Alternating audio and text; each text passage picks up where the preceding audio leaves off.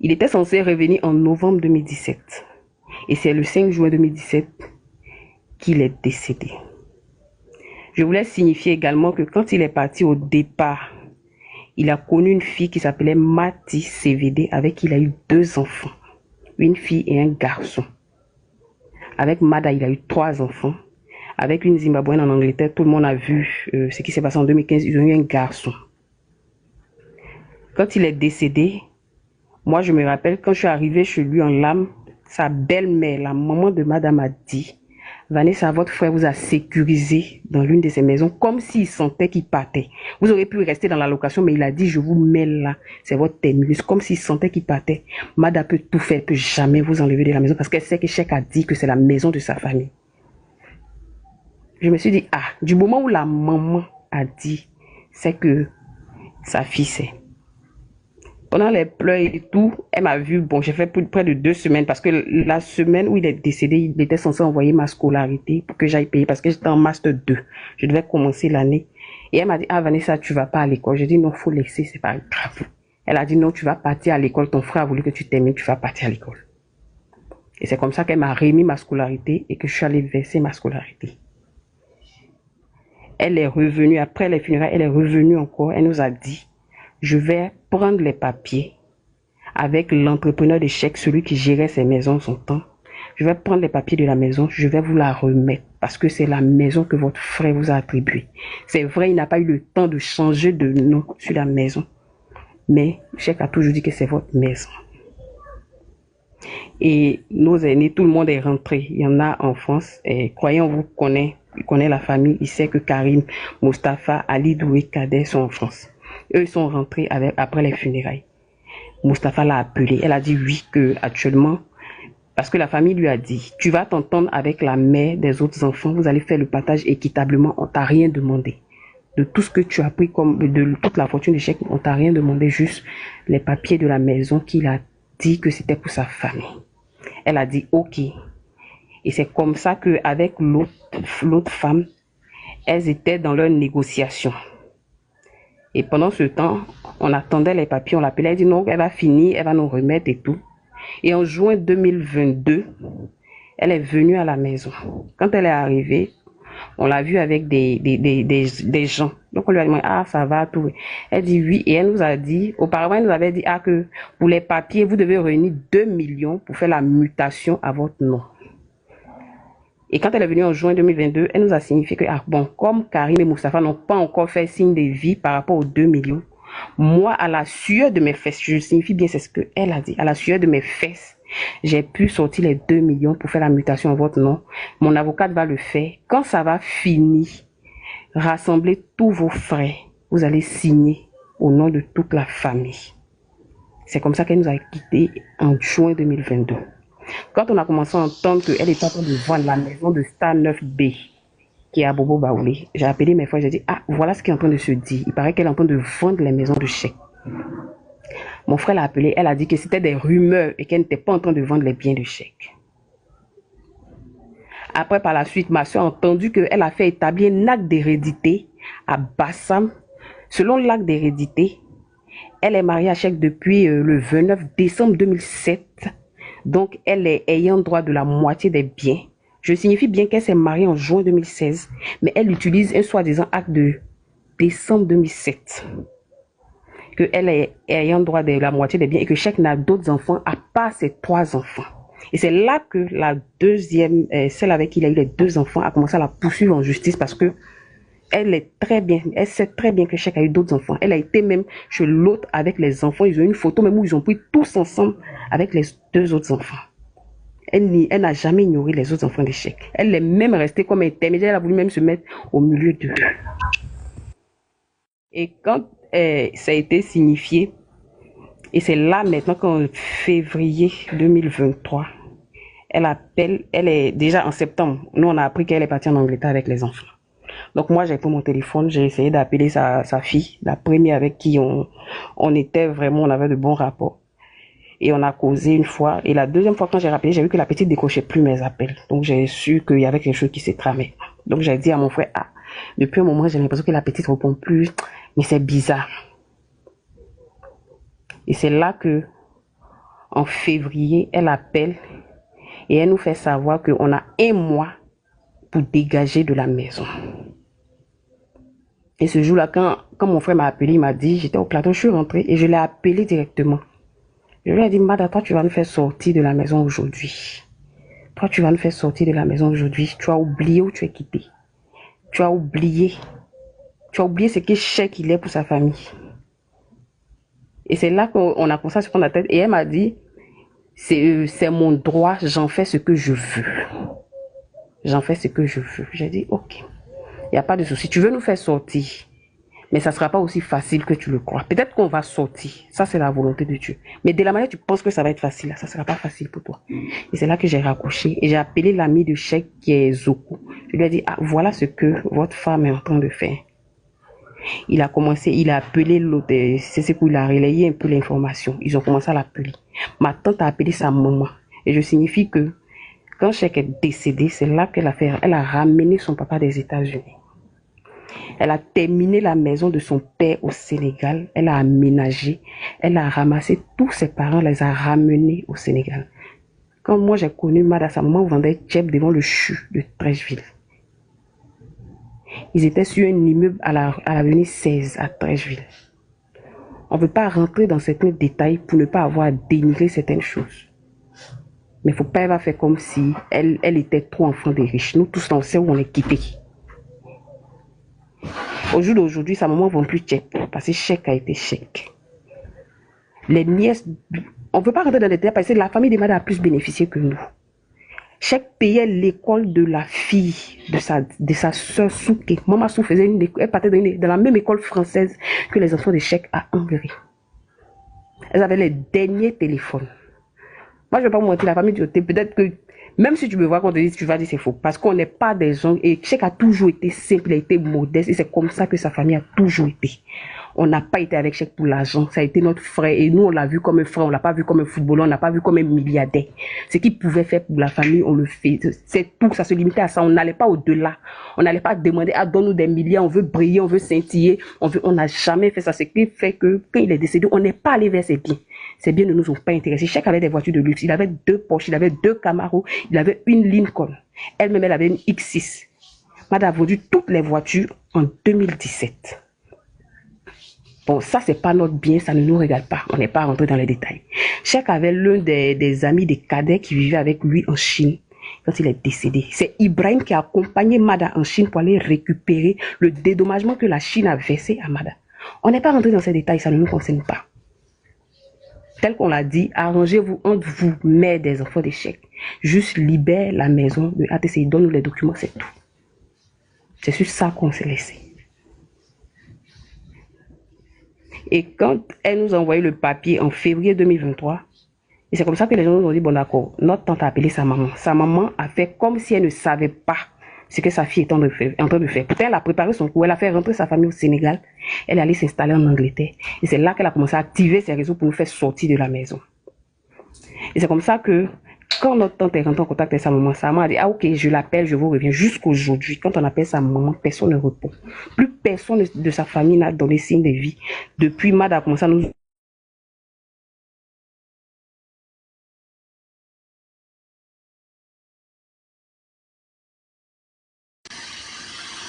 Aya. opprimer depuis février 2020.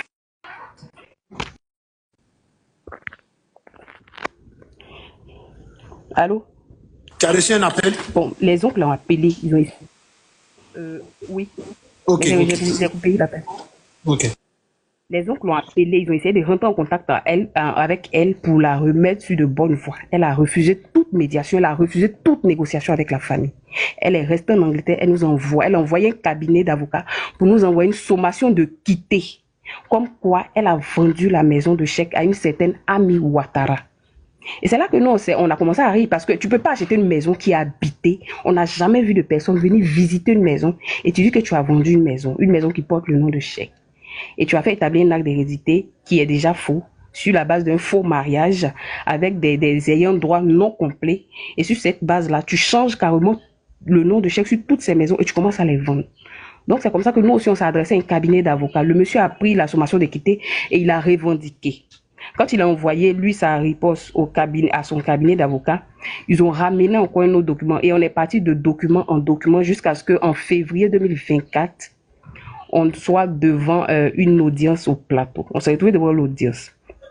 Chaque avocat venait présenter ses preuves. Notre avocat a demandé à ce qu'elle nous sorte l'acte d'hérédité.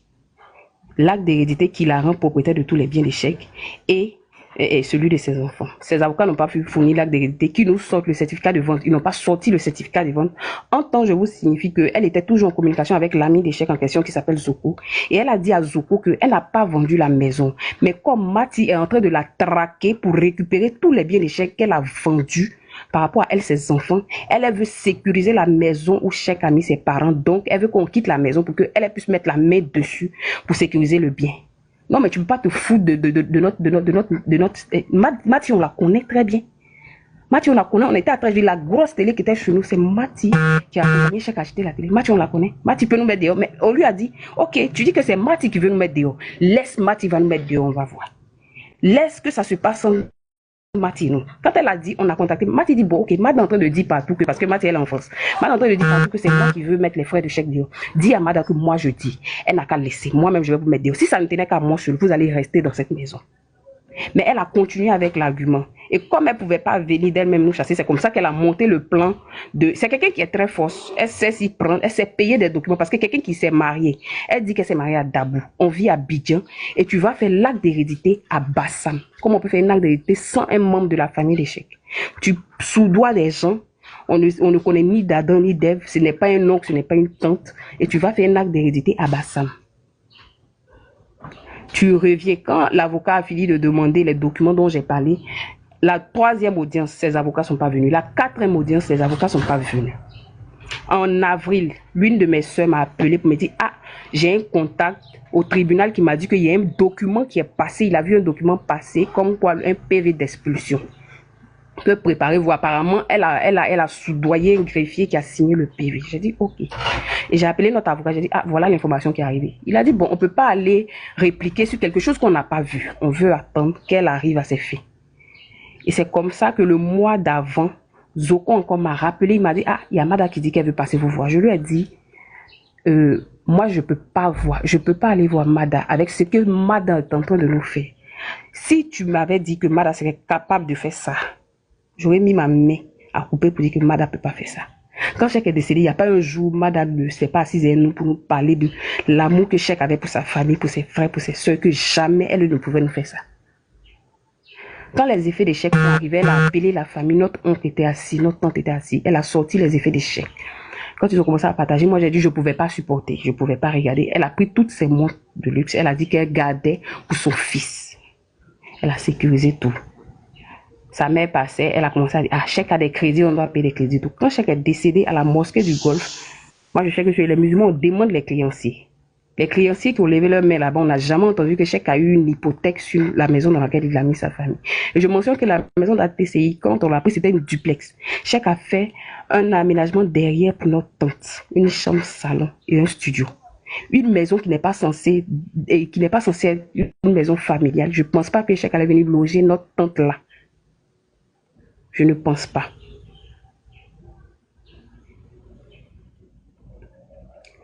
Et quand il m'a dit, elle veut venir nous voir, je lui ai dit, moi, je ne peux pas la voir. Le cœur que j'ai ne me permet pas de me tenir devant Mada avec tout ce qu'elle est en train de faire. Il m'a dit, Mada dit qu'elle n'a pas vendu la maison. J'ai dit, bon, qu'elle n'ait pas vendu la maison, mais qu'elle soit en train d'utiliser des gens pour venir nous mettre dehors.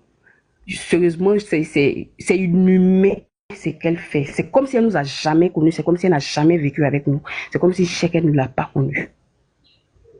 Et après ça, le 1er juillet de ce mois, son cabinet d'avocat est arrivé avec le document en question, le PV d'expulsion. Quand ils nous ont envoyé le PV d'expulsion, et ils nous ont expliqué que après le PV, voilà ce qu'on pouvait entreprendre comme démarche. On a ramené encore le dossier à l'avocat qui lui a entrepris cette démarche et a fait appel à la cour d'appel et a ramené une convocation à la soi-disant dame à qui elle a vendu le bien. Rassurez-vous que depuis elle dit avoir vendu le bien, la soi-disant dame Ami Ouattara, on ne l'a jamais vu se présenter. Toi, tu peux acheter une maison et puis tu ne viens pas visiter la maison. Depuis, on se tirait sur la maison On ne l'a jamais vu. Il n'est pas vendu la maison et tout.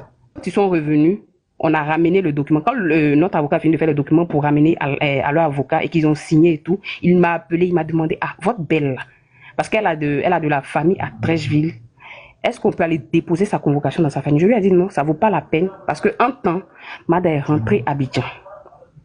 Mada est rentrée à Abidjan, elle n'est plus en Angleterre, elle est à Abidjan désormais. Et que ma grande soeur connaît chez elle, on va aller déposer le document chez elle. Ma grande soeur n'a pas pu reconnaître le coin. Donc, on a pris son contact et on l'a appelé. On lui a dit, ah, est-ce que, vu que depuis, elle cherche à nous croiser, tu peux passer à la maison parce qu'on avait la convocation à lui donner. Elle est passée à la maison et elle a dit à mon frère que la maison, elle veut sécuriser la maison. Bon, déjà, au départ, c'est ce qu'elle disait. Et elle nous dit qu'elle a une maison à Fékessé qui porte, elle, son nom. Elle a acheté une maison en son nom et que ça est sous bail pendant 1 an. Le monsieur a déjà fait 6 mois. Si on veut négocier avec elle, elle va nous laisser 6 mois dans la maison dans laquelle on est. Et après les 6 mois, partir dans l'autre maison pour qu'elle puisse sécuriser cette maison-là. C'est là, mon frère lui a dit, mais Mada, est-ce que tu ne trouves pas que tu es en train de te foutre un peu de nous? La dame Ouattarami dont tu parles, qui a acheté le bien, nous tous on sait que c'est toi qui es derrière, qui tire les ficelles. Elle a souri. Elle a souri et elle n'a pas répondu. Et c'est là qu'elle a dit à mon frère, non, que la maison même, est-ce que tu sais que Cheikh a hypothéqué la maison à 120 millions? Ah, nous on a un nom au cadastre. Quand l'histoire a commencé, qu'il a tiré les papiers de la maison a été achetée à 45 millions. Et ce jour-là, elle nous dit que la maison, c'est elle qui nous a dit que la maison a une valeur de 80 millions. Pour une maison qui avait 45 millions, il va prendre une hypothèque de 120 millions. Mada, c'est une foutaise. En fait, tu insultes l'intelligence de l'être humain. Est-ce que tu as les preuves de l'hypothèque? Elle est incapable de fournir les preuves de l'hypothèque. Tu es sûr que chaque fois, il va venir mettre sa famille, de tous les biens qu'il a. Il va venir mettre sa famille dans une maison qui est hypothéquée. Et quand la maison est hypothéquée, chaque est décédé, ça fait plus de 7 ans. Il est décédé, ça fait plus de 7 ans. Toi, tu as une hypothèque sur la maison de quelqu'un qui vient de décéder. La première des choses que tu fais, c'est de te rendre, que ce soit en justice ou bien je ne sais pas à qui, hypothèque pour dire telle hypothèque. Tu ne fais pas ça, tu restes là-bas et tu restes là-bas. Et pendant 7 ans, c'est maintenant que tu viens brandir une soi-disant hypothèque. Et dans tout ça, on ne voit jamais la dame. Et c'est toujours la même qui parle, qui vient, qui dit et qui redit. Donc, mon frère lui a donné la convocation. Elle a ouvert l'enveloppe. Elle a lu la convocation. Elle a vu la date du procès. C'est-à-dire la date du procès est le 9 août. Elle finit de regarder, elle sourit et elle dépose l'enveloppe. Et elle dit à mon frère qu'on envoie la convocation à son avocat par mail. Au fait, de la foutaise, quoi. Parce que toi, tu envoies des avocats par le biais d'une tierce personne qui a soi-disant acheté la maison. Nous, on décharge à chaque fois tes documents et on fait des répliques. À ton tour, on te donne une convocation, tu es incapable de signer. Tu déposes et tu nous dis, allez-y contacter mon avocat par mail. Et quand elle part, en allant, elle a remis 300 000 francs à ma grande soeur que vous avez vu, une malade là. Elle a remis 300 000 francs à Kadi et elle a dit à Kadi, va te prendre un studio. C'est comme ça qu'elle est partie chez elle. Quand elle est arrivée, elle a appelé encore ma grande soeur. Et elle dit à ma grande soeur que par rapport au studio, c'est comment? Est-ce que tu vas aller prendre le studio? Après, elle rappelle, elle dit, bon, d'accord, déjà même là, je te donne jusqu'à jeudi, ils vont venir vous déguerpir de la maison. Et c'est comme ça que ma grande soeur a appelé. On dit, bon, ok, on l'attend, qu'elle vienne nous déguerpir. Le vendredi, le jeudi, son cabinet d'avocat a déchargé sur la convocation. On a rendez-vous le 9 et le vendredi, elle envoie un huissier du cabinet en question. C'est celui-là qui a l'habitude de venir déposer les documents, Boka, que je connais très bien. Et lui, je lui ai dit, la deuxième fois quand il est venu, je lui ai dit, à partir d'aujourd'hui, vu que c'est parti d'avocat en avocat, tu connais le bureau de nos avocats. Je veux plus que tu mettes les pieds ici. À compter de maintenant, tu signifies tout document, tu déposes chez l'avocat. Lui va nous signifier comment ça doit se passer. Parce que mine de rien, tu envoies ici, on va encore lui ramener. Donc, au lieu de se pavaner comme ça, là, tu descends directement au plateau, vu que vous tous êtes au plateau, tu lui donnes les documents, c'est à lui de nous faire signe. Voilà, donc je ne veux plus voir tes pieds ici. Et Boka se ramène avec 3 jeunes qu'il a pris, je ne sais pas dans quel quartier, en Léquet, des blacros, tu t'en vas les ramasser quelque part, et tu viens. Quand il a klaxonné, c'est mon neveu qui a ouvert le portail. Et le temps, ma soeur va descendre et tout, ils ont commencé à vider le salon. Ils ont commencé à faire sortir les meubles du salon. Et c'est comme ça que mon frère a fermé sa porte. Nous, notre chambre est fermée. Et il a dit à ma soeur, allons, tu vas me montrer ta chambre, je vais faire sortir tes affaires. Elle dit non, que vous êtes en train de vider. Montez, vous allez vider ma chambre. Il dit non, on peut pas toucher tes affaires sans toi. Et c'est comme ça que elle, dans sa peur, elle est montée et ils ont fait sortir ses effets. Ils n'ont pas pu faire sortir les effets de mon frère parce que lui a fermé sa porte. Nous, notre chambre était fermée. Vous dites que vous êtes dans le droit de nous vider. Moi, les déguerpissements que j'ai vus à la race là. J'ai vu des forces de l'ordre faire le déguerpissement, que ce soit de gré ou de force, et on les a fait sortir. Vous dites que vous êtes dans le droit. Mais cassez les portes et puis faire sortir les effets. Ils se sont limités au salon et à la chambre de ma grande soeur. Et ils ont fini, ils ont changé les serrures. Ils ont mis un vigile devant le portail. En temps, moi, j'étais à Yamsoko. Quand ma personne m'a appelé pour me dire, ah, on dit que nos effets sont déo. J'ai dit, ok, c'est comme ça qu'on a pris le cas. On est arrivé à Abidjan, il était 14 heures. Et il y avait Legbe de Story qui était là et tout, il a fait son interview. Tout. Et c'est là que j'ai dit à mon cousin, appelle un Ferroni, parce qu'on a appelé l'huissier, on a appelé notre huissier, on a appelé l'avocat, il a dit, ils sont pas dans leur droit de faire ça. Donc, de la même